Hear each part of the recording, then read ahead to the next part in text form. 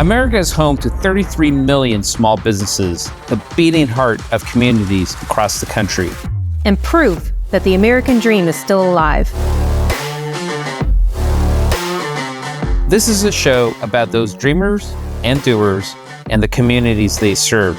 Their real life stories. Their struggles and successes. Their grit, determination, and passion. And the people who fight to keep their American dream alive. I'm Alfredo Ortiz. I'm Elaine Parker. And it's time for another episode of Main Street Matters, America's small business megaphone. Hi, everybody, and welcome to another episode of Main Street Matters, America's small business megaphone. I'm Elaine Parker, the president of the Job Creators Network Foundation. And I'm Jordan Bruno, vice president of Job Creators Network. You can subscribe to the show at salempodcastnetwork.com or wherever you get your podcast from. Today, we are joined by Elizabeth Gore. She serves as the co-founder and president of Hello Alice, which I love that name, a financial technology platform that provides access to capital, connections, and education to over 1.5 million entrepreneurs. In turn, Hello Alice's business health engine for banks and enterprise business services helps corporations increase engagement and transactions with small businesses. She's here today to discuss President Trump's first 100 days in office and how important it is to small business owners across the country. Elizabeth, welcome to Main Street Matters. Thank you. It's great to be with y'all. Well, tell us about Hello Alice. What does it mean to be financially fit? Oh, man. Well, Hello Alice, we were founded on the idea that every small business owner should have the opportunity to have access to capital in the United States. So we serve 1.5 million small businesses.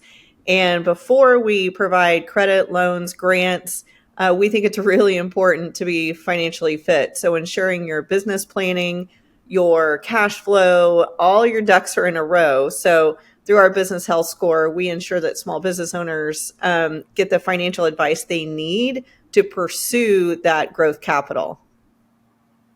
Great. And do you charge for your services? How do small businesses find you and what does it cost? Yeah, we're so proud to be a social enterprise. We're free to our small business owners at hellohouse.com. And the best thing is the heart and soul is just our community, small business owners giving each other advice and peer-to-peer mentorship. And then we just surpassed almost 55 million in small business grants to our small business owners. So we are here for the long haul, and we think Main Street is on a serious comeback.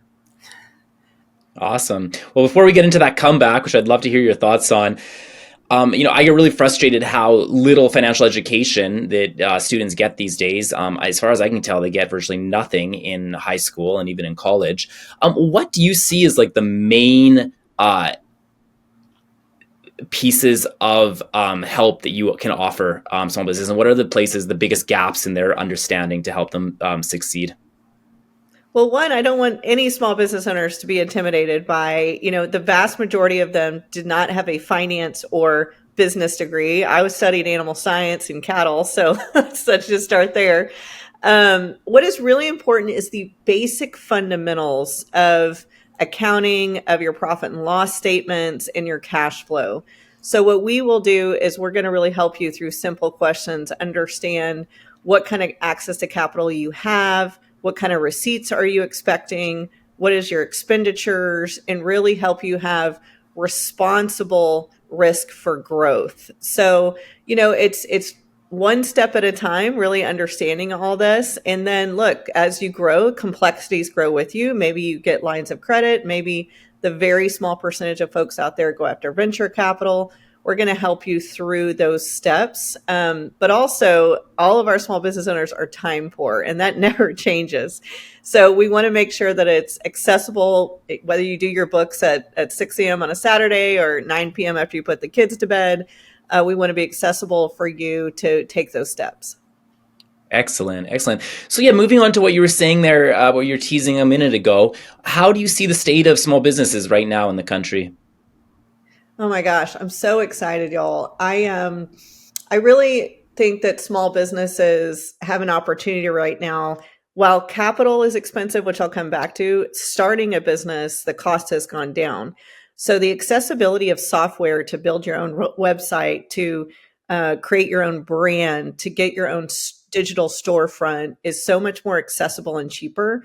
Additionally, we have 5 times the amount of small businesses launching in America right now than we ever had. It's a really exciting time. And, I think for those who had to close during COVID and or, we had 2/3 of counties have a horrible natural disaster the last few years. If you had to close from that, those that are reopening a new business tend to be really savvy, incredibly resilient, a little bit more conservative on their cash flow. So I also love those second time, third time small business owners that are reopening. You're also seeing that there is a higher spend on software, on use of data, on cybersecurity.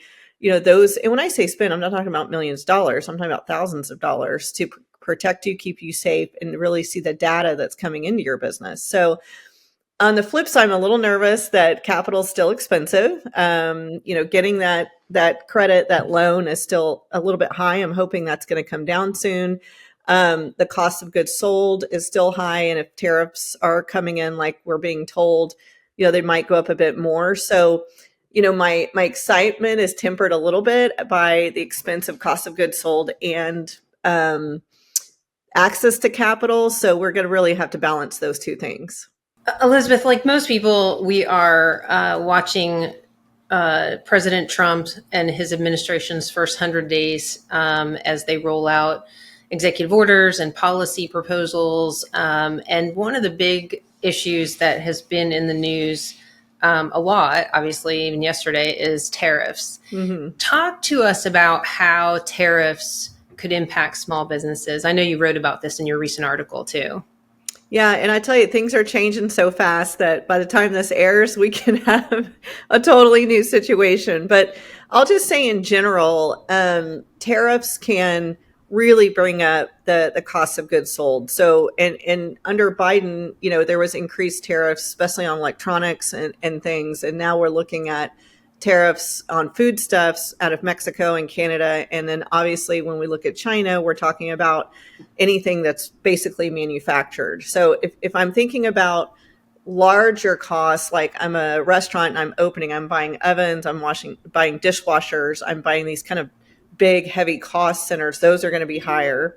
But I'm also talking about your bakery, your coffee shops, your restaurants that are getting foodstuffs day to day. So we all see the memes about eggs right now. That's funny, haha, but not for a baker that's buying 4 pallets of eggs every day. So my concern is the costs of goods sold are going to go up. Now, if this shakes out over the long term, it could cause a positive intermediator for small business by bringing jobs, supply chain, supplier contracts inshore. So you could see your t-shirt manufacturers, your food services, and other even basic services being made in the U.S., bought in the U.S., contracted in the U.S. So that could be a long-term positive ripple effect. But I'm really concerned about the middle there. And particularly if you look at the SBA being kind of messed around with right now, small business grants being messed around with, there would have to be something in the medium term to help small businesses as those costs go up. What's your advice to some of these small businesses who are, buying some of these, raw materials from overseas? What's your advice to navigate this right now? Yeah, I mean, no matter who is president or what administration or what policies are happening, you really have to reprioritize your costs every quarter, right?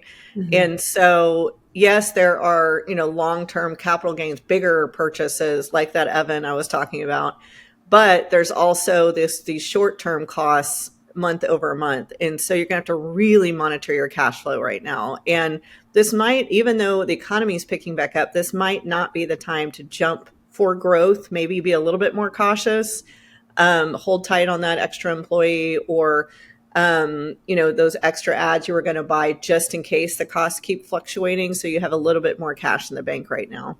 The other thing I'll just say, is I do think lines of credit, responsible lines of credit are underutilized for small business owners. If you are a more established small business, you do have either contracts coming in or cash in the bank. There's nothing wrong with getting a line of credit. You might never touch it. It might just sit there. But if you do have a spike in a cost scenario that you're not expecting, and you can use that line of credit, pay it off quickly and efficiently. But that's something to think about right now, just to have sitting in your kind of toolbox. That's great advice. I'm broadening the conversation out a little bit. Elizabeth, how do you see kind of the role of small businesses in society? Maybe particularly, I know you've spoken on the role that they can have for women, minorities, and people from backgrounds that don't give them maybe the same opportunity to go straight into a corporate job. Yeah, we continue to be really excited about what we call the new majority of small business owners. If you look collectively at the fastest growing faces of small business, you're looking at women, people of color, U.S. veterans, disabled U.S. veterans. This is a real growing population, particularly after COVID. There's a lot of folks who want their own flexibility. They want to be their own boss. We also have 3 to 4 different either wars that have ended or veterans who have been deployed who are coming back and are highly skilled starting companies, which is super exciting. So I think there's a significant role to play here, and it's something we need to pay attention to, because if they are not getting equitable access to capital, as a capitalist, it's a lost opportunity for our GDP, right? It's very important. Also, we're the largest employers in the country. 99% of businesses are small. So I know we talk a lot and we look a lot about larger corporations, how they're being taxed, what are the policies, but the vast majority of businesses in this country and employees are small business employers, So I think we need to pay attention that this is a fast growing part of society. And the other thing is how much small businesses anchor communities. If you really look around your town and think about the places you frequent, whether it's your childcare, your accountant, your coffee shop, your local grocer, even your local doctor's office, these are all small businesses. They're kind of keeping the wheels turning in our communities, so they're essential. Yeah, definitely are pillars of the community for sure. So being on the front lines of the small business fight, as you are dealing with small businesses every day, what couple of big pieces of advice would you have for policymakers to try to make their lives a little bit easier? I think for the administration to really, really understand the fundamentals of programs that impact small business. So looking at the SBA, for example, there's so many elements of it. So backing loans, so important. Small business grants are critical.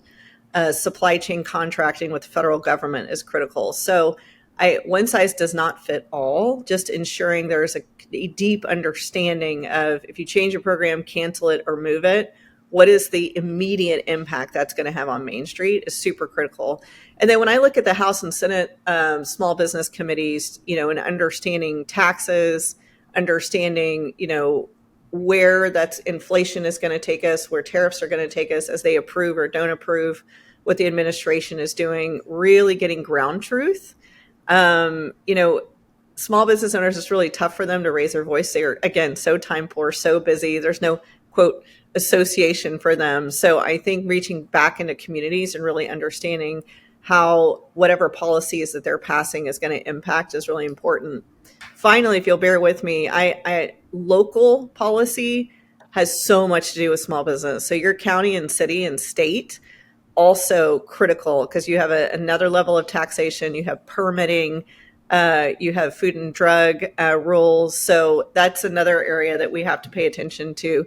But I don't want our small business owners to get overwhelmed. They can't track all of this. So there's really simple things you could do, like putting Google alerts on your email so that you can see any little policy changes that affect maybe your industry or your location.